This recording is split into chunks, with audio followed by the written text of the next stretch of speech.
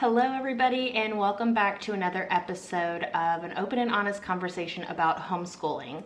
So in this video, we're going to be discussing how easy or difficult it is to change curriculums when and if that's needed. We're going to talk about what a day in the life of a homeschool family looks like, and I think you'll find it very interesting how varied it is from household to household. And then another thing we'll talk about is how involved spouses are in the homeschooling process. So just like I did in our last video, I'm going to timestamp all of those topics of discussion in the video description so you can jump straight to those if you want to hear about something specific. Otherwise, hope you enjoy, and at the end of this video, you can expect to see what will be discussed in our next episode. Enjoy! So if you start out a school year with one certain curriculum, can you change it if it's not working for you or your kids? Or I guess an add-on to that is how easy or difficult is it to change curriculums? That's a very interesting question, actually. And I wrote like a whole bunch of different answers for that question when I was reading it. So the honest to goodness truth is it totally depends on your kiddo. So if you're dealing with a kiddo who has autistic tendencies, changing it up on them is really going to be hard and cause a lot of chaos and stress and totally derail their life. But if you're dealing with a kid who has ADHD and is all over the place, legitimately changing every month and totally throwing something completely different at them helps them focus. So while you want an easy answer, you can't get one because it's not easy. Yeah, it totally depends on how the kid learns. It totally depends on what they need regular schedule-wise. If they're that child that has to know we get up at 8 and have breakfast. At noon we have lunch. At 3 p.m. we have this. When you change something, you've just derailed all the work you put into it. So there's your not quite answer. Anybody else have anything to add to that about changing easy, difficulty level? I've changed in the middle, but it was because we hated what we were using. Like we all just were like, this is awful. Well, or I had a reluctant breeder, and so he was doing something else and the girls were doing something else. So they were, moving pretty fast, but I had to slow down and change just for him on that one subject. So I think it's doable, but I hadn't even considered, but it really is based on the kid. Yeah. That's the beauty of homeschooling is you can do that, if it works for your family. Mm-hmm. And you can do one kid different from the other kid. Yep, my kids are all different. Yep. Different curriculums. My kids have always been all different too. I mean, the thing about homeschooling is too, as a parent, I mean, you're learning something new every year yourself. And you're always going to tweak this or that, I mean, you use Common Core curriculum, but you tweak here and there. So it's new for you as well every year. Something new, something different. I feel like I'm a brand new homeschooler every year that I start, even now, as long as I've been homeschooling. But there are times when you do just, it doesn't work. I hate it. It's not written well. It's not whatever. Toss it out. And that's the beauty of homeschooling. If it's trash, throw it in the trash. Or even if it's good and it doesn't work. Even if it's good and it doesn't work. And to that effect, like what I was saying about the Abeka curriculum, one of the things, like we used Abeka with Sarah and Elizabeth, but with the younger kids, starting with Michael, I threw all those test books and all that. I just threw in the trash, gave it away, whatever. But I used the textbooks as a reference, especially like the science books, because one thing about Abeka books is they're so rich. They have all these layers and stuff. So it's like if you have a book on the human body, it's like then every little plastic layer is the organs or the bones or the and so it's like we save those to use as really a reference. And so we were still using the book, just in a different way to suit that child, so that's, again, beauty of homeschooling. You wanted to share? Yeah, I've changed books and what books the children needed, even what style. My now 9, almost 10-year-old, took me several years to figure out she's dyslexic. My 9-year-old, when I was first teaching her, we tried a phonics-based system, and she got to a point and plateaued. And then we tried something else. She got to a point and plateaued. We tried something else. She got to a point and plateaued. And it was coming against that wall and realizing this isn't working for her. But now her younger siblings are surpassing her. Okay, what does she need? What is going on? And in that realization that, oh, she's dyslexic. Huh. Carly, my oldest, come here. Read this for me real quick. Okay, you're dyslexic too. Good to know. They've compensated for it. They've learned how to live with that. But they're both dyslexic, which explains so much if you know them. They do everything backwards, which is incredible because sometimes they actually improve processes because they're not looking at it the same way as the rest of us. It's incredible. I've had children that have to redo an entire school year because, again, that whole self-motivated learning, they will go through and they will just kind of sort of dip their toes and not really pay attention. Cool. So you skipped over an entire book and now you have to go back and you even have to redo a book. So now, try again. For us, we do a year-round schooling, so it's not a matter of stop, take everything in that has worked, and restart in September. It's more of, oh, it's April, this isn't working for you anymore. Find a new one. My 15-year-old is in charge of her school. She chooses the books that she wants to learn. Same with the 14-year-old. The 12-year-old's getting close. They choose the books they want to learn. They choose the curriculum. They choose what they want to learn. My younger kids, here's the basics. We focus on reading, we focus on math. We absolutely change regularly. We might use Common Core, but the workbooks change up. The style still changes. Okay, this one was written really bad, Mom. We bought a Steck Vaughn. We didn't like it. Okay, try a Spectrum. Try a Houghton Mifflin. Find something. We tried Saxon Math. They hated it. They were like, this is beginner stuff. Like, it says it's advanced. It's not. This is not what we want. This does not match what we're doing. Okay. We're constantly evolving. There is no beginning, middle, end. Beginning, middle, end. It's this constant evolution. And something to what Kim said, and like a lot of people don't get to hear this very often, but when you're homeschooling a child that would be considered disabled in the normal school system and put into a special classroom, treated different than everyone else, in the homeschool setting, their disability is a superpower. And you can take whatever learning system that they work best in, and sometimes they'll excel far beyond their peers. My 13-year-old is testing at the 12th grade and college level because he figured out what worked for him. It doesn't matter what everybody else is doing. He understands his system, and now he's like, I'm super smart. I'm like, yeah, you are, But Homeschool is an IEP. It's Yeah. an individualized education plan. Every one of our kids has an IEP. Every one of them has one-on-one tutoring. Yep. Every one of them gets the attention they need and deserve. My classroom, I have a teacher-to-student ratio of 1 to 6. It's a great ratio. That's a great ratio. You can't match that. And it doesn't mean we don't get outside help. We absolutely get outside help. Yeah, absolutely. But even that outside help is one-on-one versus 1-on-20, 1-on-30, whatever the public schools are. And it really depends on where you live. So. Yeah. Okay, Kelly, I'll direct this to you. Can you give us a glimpse into your daily routine as a homeschool family? And I guess what I kind of want to know is, do you guys have like set routines that you follow Monday through Friday or whatever it is, or do you just kind of play each day by ear and you do this one day and you wake up and this is what you feel like doing?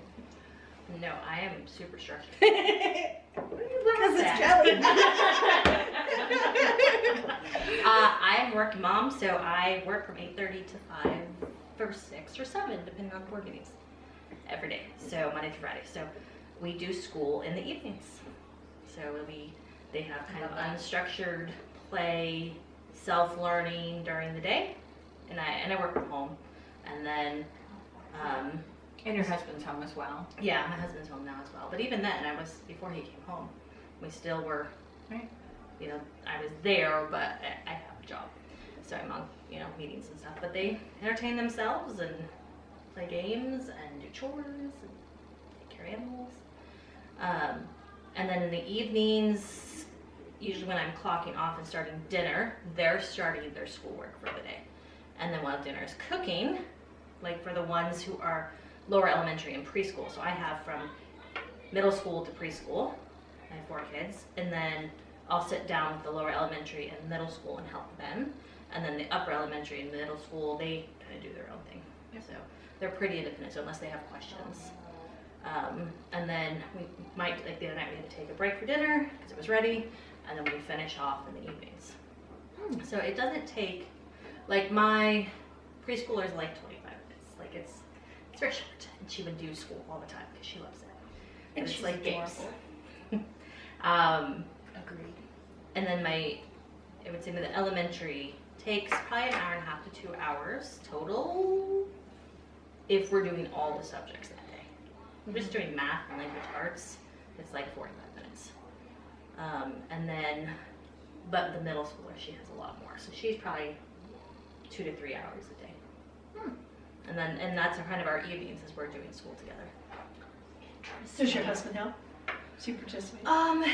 He was homeschooled for a little bit, and then he went to a Christian school where he graduated from. Homeschooling, like teaching, really intimidates him. He's like, I can't do what you do. I just read this to your child. That's what I do. But it just he's starting to help. Like he'll help with the preschooler. The So older, he's learning with her. yeah, he's Okay. kind of learning. Yeah. I've had 3 years now of Sure. learning to do this, so I have a little bit further along with than he is. But he will help if I'm like, if they want to start school earlier, then they'll start, like if he has questions, they'll start with him. But they prefer with me. They're like, Mom, you know how to do this. Dad's still learning. That's an interesting question that I didn't think about was how helpful are the spouses? Are they involved at all, or are you guys all solo teachers? I'm a solo teacher. My husband will tell you straight up that Solo. if I were to get hit by a bus, the kids are going on the bus. There is no doubt. And he has said, God calls you to do that. He didn't say a darn thing to me.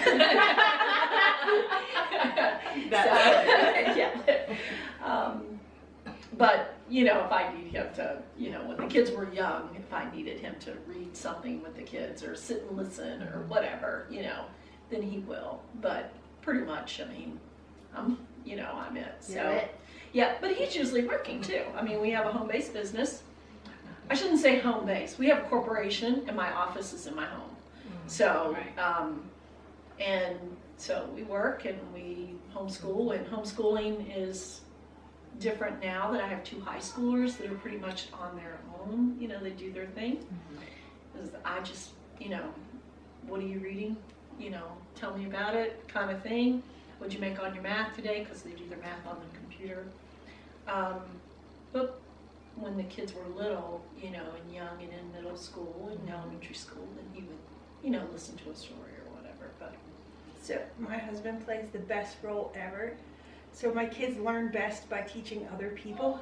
So Dad plays super dumb, and they'll sit there with him and go, okay, Dad, this is how we put this in the computer, and this is how we do this, and this is how we do that. And he'll go, show me again. He's really good at that. So that's awesome. So I'll walk them through the first steps. Like right now, they're both learning how to run a business and do point of sale and inventory and tracking and all of that. Like that's what they chose to do this year because we're project based. Here's your project. You have this much time to learn it. At the end, I expect you to know it, but whatever you do in between, I don't care. So they're sitting there, and Martha, Dad, you have to put each one in individually, and you have to scan each one. Dad, I don't know what you're doing, Dad. That's not right. We're going to take that out of there. We're going to delete that. We're going to start over again. Finally, he's like, Mara, you just do it, and I'll watch. You talk. She goes, fine. That's I'm awesome. like, all right, kiddo. You go. Being the dual parent, raising my son, I lived with my mom, and if I had homework sheets for him, because I used to get those books from Martin's that have multi-subjects, those scholastic ones, for little worksheets for him to do when he was younger and stuff like that, she would do stuff with him if I wanted her to, but I didn't want to put that burden on her, you know what I mean? Yeah. And I worked at the jail for 16 years from the time he was 5 months old, and I had varying shifts. Half my shifts were midnight shifts, midnight to 8, or 4 to midnight. So I would do, have that time in the day to do school however it needed to be. I had a couple of 8 to 4s in there, but sometimes we did school on Sunday or Saturday, Absolutely. just because that's what worked for us. And school doesn't care. It gets done whenever it gets done. Learning happens organically. I say I'm a solo teacher, but I do the fundamentals. My husband's available for the organic stuff and for the stuff that he's really good at. My husband is very hands-on. He's a tradesman, so fixing cars, building things, working on our properties, building a chicken coop for me, or a fence, or anything outside of just the standard seat work, to include even history lessons. He's a big history buff, and music appreciation. He absolutely loves music, so his strengths lie in other ways, and we balance each other out. He has really great organic conversations with the children about the Constitution that just come up because they happen to be outside, happen to be working with Dad in the garage. So it's not a scripted thing, it's more of a organic moment. Yeah. And it's retained really well. So, and I think both are really valuable. I agree. That brings me to think of stuff I've done with my son, because being indigenous, there's a lot of different conferences, and I've always taken him with me to conferences. He has spoken at national conferences on natural resources when he was like 14. He's done, been asked to go dance in Newfoundland, and explain his culture and demonstrate, beading and leather crafts and stuff. Because I got him more into doing crafts and stuff like that when he was small, because that's what my parents used to do. And we listened to a lot of audiobooks and listening to different elders, different conferences and languages. Being that we're in the New England area, Wolastoqey territory, we've gone to a lot of different conferences on Mi'kmaq and Maliseet languages. So, he's able to pick up that, because ceremonies up here, primarily they're in Mi'kmaq or Maliseet. So elders have told us, you're in our territory now, so learn the language, that way you can understand what's being said in ceremony. So, him listening to these people who are actually developing language apps and stuff like that at MIT and stuff like that, and their hopes are for him to attend down the road and learn, because they're even developing games in Wolastoqey, and I would love to learn Lakota, because I'm Lakota and Apache. We do know very minute, but they're starting to do games and such in indigenous languages. So I'm hoping that we can both learn my language in that aspect, and just be continuing. And it's sad that Wolastoqey language is taught in UMO down in Machias, and I want to say in Portland, but it is considered a foreign language. And they're trying to get it recognized as a second language or even a first language for indigenous students. Sure. So that way they're encouraged to learn their own language rather than having to learn French or Spanish to pass. Yeah. So that's what's being worked on. Yeah. And I'm part of a group that we're trying to push that for non-indigenous teachers, because some of the reservations, like the Penobscots and the Passamaquoddies in Township, have their own K through 8th grade schools. So they're trying to make sure that their non-indigenous teachers are learning culture and such like that. That way they're able to understand when they're teaching students, and hopefully at some point have an immersion school. Nice. So That's I awesome. like they like having my homeschool input, as far as it doesn't fit in the score Vision. boxes of, Yeah.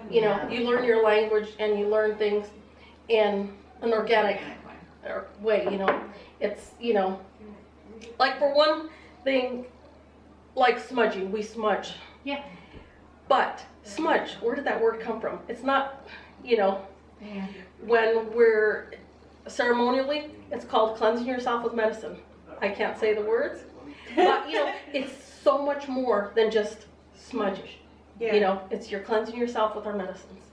You know, and it incorporates, it's like indigenous languages, which I've heard Spanish is also like that, very descriptive. You know, there's so much more than just the little block chop I think every language of but it. English Language. is like that.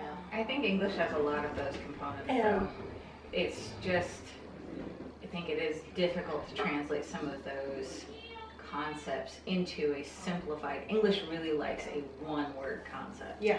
It really does. And that's hard to describe. That's hard to translate over. But, you know, it's a beautiful concept. That is, the cleansing yourself with medicine. That's awesome. So, just, I don't see myself stopping here with homeschooling. I'm kind of getting pulled into the direction to get more into maybe an That's exciting, indigenous though. Yeah. language, culture, you know, because everything You'd be is a so good advocate for connected. that. And you have the patience of a saint. Yes, that part. For sure.